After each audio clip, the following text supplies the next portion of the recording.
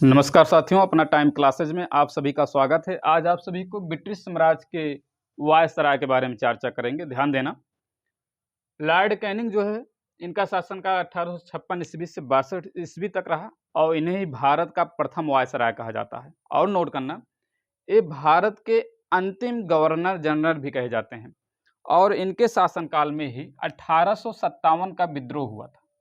Note करना, 1857 का विद्रोह हुआ था और इन्होंने कुछ महत्वपूर्ण कार्य भी किए थे, जैसे आप कह सकते हैं विधवा पुनर्विवाह अधिनियम पारित किया था। विधवा पुनर्विवाह अधिनियम पारित किया था।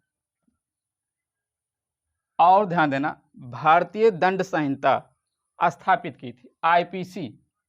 आईपीसी को जो है इन्हीं के शासनकाल में स्थापित किया गया था और इंडियन हाई कोर्ट की स्थापना की गई थी, जिसके तहत जो है कलकत्ता, मद्रास और बंबई में एक एक उच्च न्यायालय की स्थापना की गई थी। और ध्यान देना, लॉर्ड कैनिंग ने ही विभगत के सिद्धांत को, कह सकते हैं राज्य विलय नीति को जो है समाप्त कर दिया था।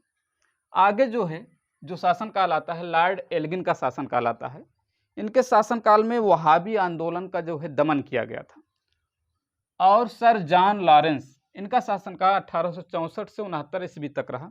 इनके शासनकाल में जो है अफगानों से तटस्थता की नीति अपनाई गई, मतलब कि अफगान से तटस्थ रहने की नीति अपनाई गई और भूटान का विलय किया गया। इस पॉइंट को नोट करना। उसके बाद जो शासनकाल आता है, लॉर्ड मेयो का शासनकाल आता है। लॉर्ड मेयो का शासनकाल 1869 से 1872 ईस्वी तक रहा। ध्यान देना, लॉर्ड मेयो के शासनकाल में ही जो है सन 1872 ईस्वी में पहली बार भारत में जनगणना की शुरुआत हुई। और ध्यान देना, लॉर्ड मेयो के शासनकाल में ही अजमेर में मेयो कॉलेज की स्थापना की गई। कहाँ? अजमेर में मेयो कॉलेज की स्थापना की गई। और नोट करना, 1872 ईस्वी में ही इन्हीं के शासनकाल में अंडमान में एक अफगानी द्वारा इनकी हत्या कर दी गई। 1872 ईस्वी में लॉर्ड मेयो के शासनकाल में ही अंडमान में एक अफगान द्वारा इनकी हत्या कर दी गई। आगे पॉइंट नोट करना, लॉर्ड लिटन का जो शासनकाल था 1876 से 1880 ईस्वी तक माना जाता है। ध्यान देना, इनके शासनकाल में जो है वर्नाक्यूलर प्रेस एक्ट पारित हुआ। वर्नाक्यूलर प्रेस एक्ट पारित हुआ। इसके तहत जो है भारतीय समाचार पत्रों पर जो है प्रतिबंध लगा दिया गया। मतलब कि कह सकते हैं कि अगर जो है कोई भी प्रिंटिंग प्रेस सरकार के खिलाफ आपत्तिजनक टिप्पणी करती थी तो उसकी संपत्ति को जब्त कर लिया जाता था। और नोट करना, इन्हीं के शासनकाल में महारानी विक्टोरिया को केसरे हिंद की उपाधि प्रदान की गई। केसरे हिंद की उपाधि प्रदान की गई। आगे नोट करना, इंपॉर्टेंट है, लॉर्ड रिपन का शासनकाल। इनका शासनकाल 1880 से 1884 ईस्वी तक रहा और इन्हें ही भारत का उद्धारक की संज्ञा दी गई। भारत के उद्धारक की संज्ञा जो है लॉर्ड रिपन को ही दी गई और इनके शासनकाल में स्थानीय स्वशासन की शुरुआत की गई और नियमित रूप से भारत में जनगणना की शुरुआत की गई। इसको पॉइंट नोट करना, 1881 ईस्वी से 1881 ईस्वी से लॉर्ड रिपन के शासनकाल में नियमित रूप से भारत में जनगणना की शुरुआत की गई। और नोट करना, वर्नाक्यूलर प्रेस एक्ट को समाप्त कर दिया गया। इसको क्या हुआ? समाप्त कर दिया गया। नोट करना, वर्नाक्यूलर प्रेस एक्ट को समाप्त कर दिया गया। और नोट करना, प्रथम कारखाना अधिनियम पारित हुआ। प्रथम कारखाना अधिनियम पारित किया गया। प्रथम कारखाना अधिनियम पारित किया गया। और नोट करना, एल्बर्ट बिल पारित किया गया। एल्बर्ट बिल, इसको भी जो है इन्हीं के शासनकाल में पारित किया गया, जिसके तहत जो है भारतीयों को भी यूरोपीय कोर्ट में जज बनने का अधिकार दिया गया। भारतीयों को भी यूरोपियन कोर्ट में जज बनने का अधिकार दिया गया। किसके तहत? एल्बर्ट बिल के तहत। उसके बाद जो शासनकाल आता है, लॉर्ड डफरिन का शासनकाल। लॉर्ड डफरिन का शासनकाल 1884 ईस्वी से 1888 ईस्वी तक माना जाता है। ध्यान देना, इनके शासनकाल में सबसे महत्वपूर्ण घटना घटित होती है जो कि 1885 ईस्वी में। 1885 ईस्वी में क्या हुआ कि A.O. ह्यूम द्वारा बम्बई में जो है भारतीय राष्ट्रीय कांग्रेस की स्थापना की गई। भारतीय राष्ट्रीय कांग्रेस की स्थापना की गई और इसके प्रथम अधिवेशन की अध्यक्षता जो है व्योमेश चंद्र बनर्जी ने किया था। किसने किया था? व्योमेश चंद्र बनर्जी ने किया था और 72 प्रतिनिधियों ने भाग लिया था। अगला जो शासनकाल आता है लॉर्ड लैंसडाउन का आता है। लॉर्ड लैंसडाउन का आता है। इनका शासनकाल 1888 से 94 ईस्वी तक रहा। इनके शासनकाल में ही भारत और अफगानिस्तान के बीच, ध्यान देना, भारत और अफगानिस्तान के बीच डूरंड रेखा का निर्धारण किया गया। भारत और अफगानिस्तान के बीच डूरंड रेखा का निर्धारण जो किया गया लॉर्ड लैंसडाउन के शासनकाल में ही किया गया। उसके बाद जो शासनकाल आता है लॉर्ड कर्जन का शासनकाल। इनका शासनकाल जो है 1899 ईस्वी से 1905 ईस्वी तक रहा और इनके शासनकाल में ही बंगाल का विभाजन कर दिया गया। बंगाल का विभाजन नोट करना, ये पॉइंट इंपॉर्टेंट है। बंगाल का विभाजन 1905 ईस्वी में कर दिया गया। और लॉर्ड कर्जन के ही शासनकाल में ध्यान देना, ऐतिहासिक इमारतों की मरम्मत कराना और उसकी सुरक्षा को प्रदान करना, इसके लिए जो है भारतीय पुरातत्व विभाग की स्थापना की गई। इसके लिए भारतीय पुरातत्व विभाग की स्थापना, भारतीय पुरातत्व विभाग की स्थापना किसके शासनकाल में की गई? लॉर्ड कर्जन के शासनकाल में की गई। क्योंकि जो है भारतीय जो ऐतिहासिक इमारत थी उसको जो है सुरक्षा प्रदान करना था, उसको जो है मरम्मत करवाने के लिए जो है भारतीय पुरातत्व विभाग की स्थापना लॉर्ड कर्जन ने की थी। और नोट करना, इन्हीं के शासनकाल में सिंचाई आयोग, पुलिस आयोग या रेलवे बोर्ड का गठन किया गया। रेलवे बोर्ड का गठन किया गया। नोट करना, सिंचाई आयोग और पुलिस आयोग या आप कह सकते हैं विश्वविद्यालय आयोग का भी स्थापना इन्हीं के लॉर्ड कर्जन के ही शासनकाल में किया गया।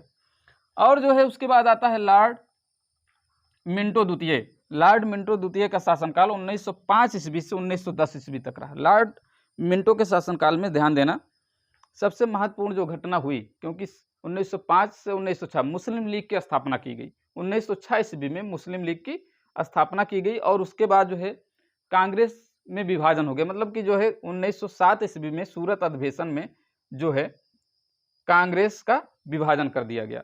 और इनके काल में एक महत्वपूर्ण और घटना घटित हुई, मार्ले मिंटो सुधार आया। मार्ले मिंटो सुधार सन 1909 ईस्वी में, ठीक है ना।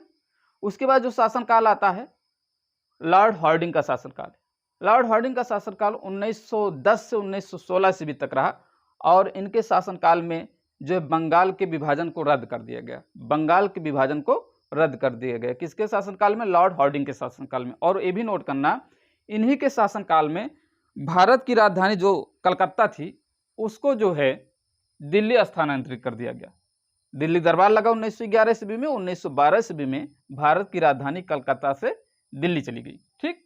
और ध्यान देना, लॉर्ड हार्डिंग के शासनकाल में ही जो है प्रथम विश्व युद्ध की शुरुआत होती है। प्रथम विश्व युद्ध की शुरुआत होती है। उसके बाद जो शासनकाल आता है लॉर्ड चेम्सफोर्ड का आता है। लॉर्ड चेम्सफोर्ड का शासनकाल 1916 ईस्वी से 1921 ईस्वी तक रहा। और ध्यान देना, इनके शासनकाल में रॉलेट एक्ट पारित हुआ। रॉलेट एक्ट पारित हुआ 1919 ईस्वी में। और नोट करना, 13 अप्रैल नोट करना 13 अप्रैल 1919 ईस्वी में ही जलियांवाला बाग हत्याकांड हुआ, जो कि जनरल डायर के निर्देश पर जो है गोली चलाई गई थी। और नोट करना, इनके शासनकाल में ही जो है खिलाफत आंदोलन हुए और गांधी जी ने असहयोग आंदोलन चलाया था। और गांधी जी ने असहयोग आंदोलन भी चलाया था। अगला जो शासनकाल आता है लॉर्ड रीडिंग का शासनकाल आता है 1921 ईस्वी से 1926 ईस्वी तक है। 1921 ईस्वी से 1926 ईस्वी तक है। और इनके शासनकाल में ध्यान देना, स्वराज पार्टी की गठन की गई। स्वराज पार्टी का गठन जो हुआ, ध्यान देना, स्वराज पार्टी का गठन सन 1923 ईस्वी में। सन 1923 ईस्वी में मोतीलाल नेहरू और चित्तरंजन दास ने किया था। मोतीलाल नेहरू, नोट करना, मोतीलाल नेहरू और चित्तरंजन दास ने किया था, ठीक है ना। उसके बाद इन्हीं के शासनकाल में जो है काकोरी रेल कांड होता है। काकोरी रेल कांड होता है और चौरी चौरा कांड। चौरी चौरा कांड जो है 5 फरवरी, ध्यान देना, चौरी चौरा कांड 5 फरवरी 1922 ईस्वी में 1922 ईस्वी में एक घटना घटित होती है। किसके शासनकाल में? लॉर्ड रेडिंग के शासनकाल में। और ये भी नोट करना 9 अगस्त 1925 ईस्वी में आपका जो है काकोरी रेल कांड की घटना घटित होती है। और रेडिंग के शासनकाल में, लॉर्ड रेडिंग के ही शासनकाल में जो शुरुआत हुई, भारत में सिविल परीक्षा की शुरुआत की गई। भारत में सिविल सेवा परीक्षा की शुरुआत जो है लॉर्ड रेडिंग के ही शासनकाल में की गई। ठीक है ना। उसके बाद जो शासनकाल आता है लॉर्ड इरविन का शासनकाल आता है। लॉर्ड इरविन का शासनकाल जो है सन 1926 से सन 1931 ईस्वी तक रहा। और इनके शासनकाल में सामन कमीशन भारत आया और जिसके विरोध में लाला लाजपत राय ने पर जो है पुलिस ने लाठीचार्ज की और उनकी मृत्यु हो गई। और ध्यान देना, संविधान के निर्माण के लिए प्रथम गोलमेज सम्मेलन भी इन्हीं के शासनकाल में हुआ। और महात्मा गांधी ने जो है सबने अवज्ञा आंदोलन भी इन्हीं के शासनकाल में, लॉर्ड इरविन के शासनकाल में ही शुरुआत की थी। अगला जो शासनकाल आता है लॉर्ड वेलिंगटन का आता है। किसका आता है? लॉर्ड वेलिंगटन का आता है। उनका शासनकाल जो है 31 से 36 ईस्वी तक रहा। और इनके शासनकाल में ही भारत सरकार अधिनियम 1935 पारित हुआ, जिसके तहत जो है बर्मा, जो वर्तमान में म्यांमार है, उसको जो है भारत से अलग कर दिया गया। और नोट करना, वेलिंगटन का शासनकाल, उसके बाद इन्हीं के शासनकाल में संघीय न्यायालय की स्थापना की गई, आरबीआई का गठन किया गया, भारतीय रिजर्व बैंक ऑफ इंडिया का गठन किया गया। और नोट करना, लॉर्ड लिनलिथगो का शासनकाल 1936 से 43 ईस्वी तक रहा। इनका शासनकाल जो है सबसे महत्वपूर्ण घटना द्वितीय विश्व युद्ध आरंभ हुआ। द्वितीय विश्व युद्ध आरंभ लॉर्ड लिनलिथगो के शासनकाल में हुआ और क्रिप्स प्रस्ताव पारित हुआ। क्रिप्स प्रस्ताव। और सबसे महत्वपूर्ण घटना भारत छोड़ो आंदोलन। भारत छोड़ो आंदोलन सन 1942 ईस्वी में हुआ। ठीक है ना। उसके बाद लॉर्ड वेवेल का शासनकाल आता है, जिनका शासनकाल 1943 ईस्वी से 47 ईस्वी तक रहा। और इनके शासनकाल में कैबिनेट मिशन सन 1946 ये हुआ। और उसके बाद आता है शासनकाल लॉर्ड माउंटबेटन का। लॉर्ड माउंटबेटन का ध्यान देना, इनके शासनकाल में ही जो है भारत को आज़ादी मिली। इनका शासनकाल 1947 से 48 ईस्वी तक रहा। और इन्हीं के शासनकाल में भारत को आज़ादी मिली। और ये जो है स्वतंत्र भारत के प्रथम गवर्नर जनरल कहलाए और वायसराय की पदवी को समाप्त कर दिया गया। और ध्यान देना, इनके शासनकाल में ही जो है महात्मा गांधी की हत्या की गई। महात्मा गांधी की हत्या 1948 ईस्वी में की गई। और जो है कश्मीर में दंगे हुए। ये प्रमुख घटनाएं जो है लॉर्ड माउंटबेटन के शासनकाल में हुई। उसके बाद जो है चक्रवर्ती राजगोपालचारी जो है भारत के प्रथम भारतीय गवर्नर जनरल कहलाए। प्रथम भारतीय गवर्नर जनरल यही थे, चक्रवर्ती राजगोपालचारी। ध्यान देना। और लॉर्ड माउंटबेटन जो है स्वतंत्र भारत के प्रथम गवर्नर जनरल थे, जबकि चक्रवर्ती राजगोपालचारी ये जो है स्वतंत्र भारत के प्रथम भारतीय गवर्नर जनरल कहलाए। ठीक है ना। बस आज के लिए इतना ही। और ध्यान देना, अगर चैनल पर नए हो तो चैनल को सब्सक्राइब करें, लाइक करें, शेयर करें और कमेंट करें। और जो है ज़्यादा से ज़्यादा शेयर करके बताएं कि आपको किस टॉपिक पर वीडियो चाहिए। जय हिंद।